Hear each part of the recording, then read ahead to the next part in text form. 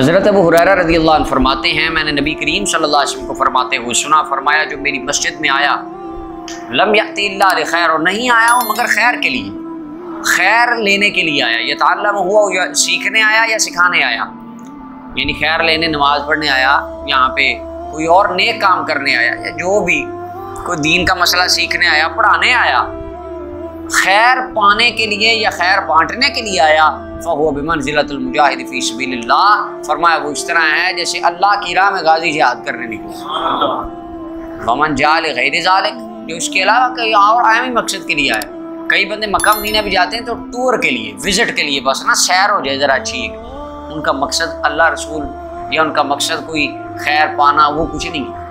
फरमाया फ़हुव बिमंज़िलतिर रजुल, वो उस बंदे की तरह है यनज़ुरु इला मताइ ग़ैर, जो गैर के सामान को देख रहा है। अब जो बंदा दूसरे के सामान को देखे उसको क्या मिलता है? कुछ भी नहीं, ऐसे ही है।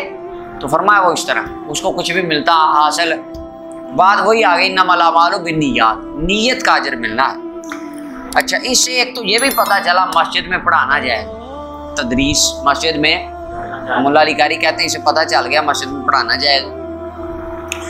और ये मुजाहिद की तरह इसको क्यों कहा गया? क्योंकि मुजाहिद घर से निकला है अल्लाह के कलमा को बुलंद करने, यानी अल्लाह के दीन को बुलंद करने के लिए।